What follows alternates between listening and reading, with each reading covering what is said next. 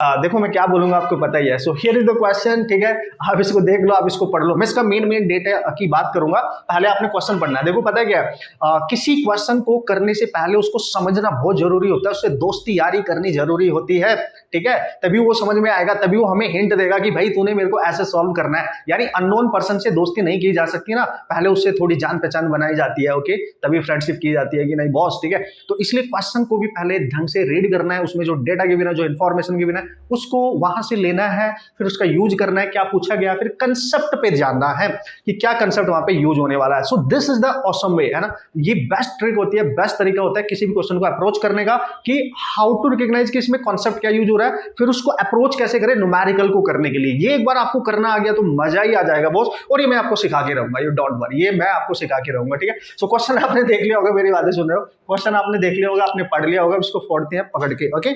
सो क्या है सर, जल्दी जल्दी से मैं इसको रीड करता हूं, अपने लिए रीड कर रहा हूं क्योंकि आपने यहां से पढ़ना है, ठीक है। तो उसने बोला एक मास है जो मूव कर रहा है एक circular in a circle on a smooth horizontal plane with a velocity v naught at a radius of r naught, okay okay okay. The mass is attached to the string which passes through a smooth hole, okay, in the plane as shown in the figure, जैसे कि आपको दिख रहा है, tension in the string is increased gradually, है ना, and finally M move in a circle with the radius of r naught by 2, okay. Tension को बढ़ाया जा रहा है, उसके बाद उसकी जो रेडियस पहले r नॉट थी वो कम हो जाती है, यानी हाफ हो जाती है, r नॉट बाय 2 हो जाती है। Then the final value of the kinetic energy, wow, देखो ये एक बढ़िया क्वेश्चन है, डायग्राम आपके पास यहाँ पे गिवन है, इसमें कोई शक वाली बात है ही नहीं कि एक अच्छा क्वेश्चन है, ये एक बेहतरीन कंसेप्ट इसमें यूज हो रहा है, तो वो कंसेप्ट मैं आपको अप्रोच करने से आऊंगा, एक ऑसम प्रॉब्लम आप मान सकते हो, ठीक है। तो एक होल है यहाँ पे, ठीक है, इस तरीके से मान लो आप, और एक स्ट्रिंग की हेल्प से इस होल में को एक मास को यहाँ पे सर्कुलेट किया जा रहा है, ये मास है m, ठीक है। तो ये इस तरीके से एक होल ऐसे ऐसे ऐसे इमेजिन करो ना, जैसे एक टेबल का सरफेस है, एक होल यहाँ पे हमने क्रिएट कर दिया है, और यहाँ से नीचे से इसी के ऊपर एक मास ऐसे ऐसे हम घुमा रहे हैं, हम इसको रोटेट करा रहे हैं, ठीक है। तो इसी होल में वो ऐसे ऐसे रोटेट कर रहा होगा, तो 2D में आपने ऐसे ऐसे समझना है। तो किसी पर्टिकुलर इंस्टेंट पे उसकी वेलोसिटी दे रखी है v नॉट, ओके, आप समझ गए होंगे गाइस, और ये इसका सेंटर है, ठीक है, ये इसका सेंटर है, आप देख लो, और इसकी रेडियस इनिशियली दे रखी है r नॉट, समझ गए होंगे, ठीक है। तो ये जो स्ट्रिंग है, ये इसको ऐसे ऐसे घुमा रहा है, ये स्ट्रिंग के साथ अटैच है, और इस स्ट्रिंग में इनिशियल जो टेंशन है वो कितना है, t मान लो आप, ठीक है, कुछ भी मान लो, मतलब t मान लो। तो वेलोसिटी इनिशियल है v नॉट, मास उसका इतना है, अच्छी बात है, रेडियस इनिशियल है r नॉट। अब आप बहुत ध्यान से अगर इस क्वेश्चन को पढ़ेंगे, उसने बोला है कि जब इसको हम यहाँ पे सर्कुलर पाथ पे रोटेट करा रहे हो, उसको सर्कुलेट करा रहे हो, सर्कुलर पाथ पे वो जा रहा है, ग्रेजुअली की बात कर रहा है, वो बात कर रहा है ग्रेजुअली, उसका जो टेंशन है उसको इंक्रीज किया जा रहा है ना, इंक्रीज किया जा रहा है, ठीक है, ग्रेजुअली इंक्रीज किया जा रहा है। तो टेंशन को जब आप इंक्रीज कर रहे हो, तो उसकी जो रेडियस है, इनिशियल रेडियस दे रखी है r नॉट, और आफ्टर इंक्रीजिंग ग्रेजुअली टेंशन, उसकी जो रेडियस हो जाती है फाइनल, वो हो जाती है r नॉट बाय 2। ये ही मुद्दे की बात है, ठीक है। और चूंकि यहाँ पे इसको ग्रेजुअली इंक्रीज कराने के लिए ये अपने सेंटर के अबाउट ये रोटेट कर रहा है सर्कुलर पाथ पर, सर्कुलर पाथ पे रोटेट कर रहा है, यानी इसको एक सेंट्रीपिटल फोर्स मिल रहा होगा, जिसकी वजह से सेंटर के अबाउट यहां पर आपने पढ़ा भी होगा, टॉर्क हमेशा 0 होगा, ठीक है, टॉर्क हमेशा 0 होगा, ठीक है, टॉर्क हमेशा 0 होगा। ये ही इसका कंसेप्ट है, बस यही समझना था, क्योंकि पूरे क्वेश्चन को पढ़ने के बाद आपने इसी चीज पे फोकस करना है कि कंसेप्ट क्या है जिसके हेल्प से मैं क्वेश्चन क्रैक कर सकता हूं। भाई लोग यही तो सीखना है, मस्त मस्त वाली बात तो इसके अंदर यही है, ठीक है। तो यार सर, ये एक सर्कुलर पाथ पे घूम रहा है, और इसमें जो फोर्स यहाँ पे इन्वॉल्व हो रखा है वो तो एक म्यूचुअल टाइप का फोर्स हो गया, इंटरनल टाइप का फोर्स हो गया, तो एक्सटर्नल टॉर्क तो यहाँ कोई भी नहीं है। तो जब टॉर्क 0 हो जाए, ये एग्जांपल आप याद भी रखेंगे, ठीक है।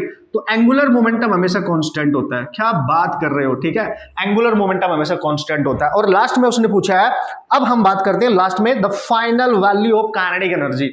देखो ना, final value of kinetic energy मतलब कब सर, जब उसका टेंशन को ग्रेजुअली इंक्रीज किया गया और उसकी रेडियस इतनी हो गई, तो जब उसकी रेडियस इनिशियल रेडियस से हाफ हो जाती है, तो बताओ उसकी फाइनल काइनेटिक एनर्जी कितनी होगी।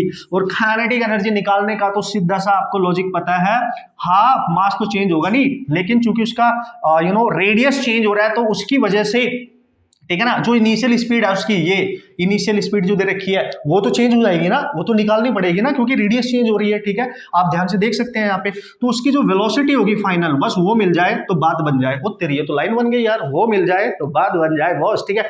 तो हमारा सारा फोकस रहने वाला है कि यार इसकी रेडियस पहले r0 थी तो वेलोसिटी v0 थी, अब रेडियस r0/2 होगी तो वेलोसिटी कितनी होगी। अगर वो आ गई तो क्वेश्चन नहीं हो गया हमारा। देखो कितना बढ़िया क्वेश्चन है लॉजिकली, ठीक है। सो टॉर्क हमने देख लिया 0 है, एंगुलर मोमेंटम कांस्टेंट है, तो आप सबको पता है कि एंगुलर मोमेंटम कांस्टेंट है और ये लीनियर वेलोसिटी के साथ घूम रहा है। और एंगुलर वेलोसिटी, जो एंगुलर मोमेंटम होता था लीनियर वेलोसिटी के टर्म्स में, that is mvr। Cool, okay. तो इनिशियल क्या होगा sir, mass into initial velocity into उसकी इनिशियल रेडियस, उसकी जो परपेंडिकुलर डिस्टेंस होती है वेलोसिटी के साथ, ओके वही लेते हैं ना। फाइनल क्या लिखेंगे सर, मास वेलोसिटी फाइनल इंटू उसकी फाइनल रेडियस। हो गया हो गया हो गया। और ये तो कांस्टेंट है, तो initial momentum is equal to final momentum.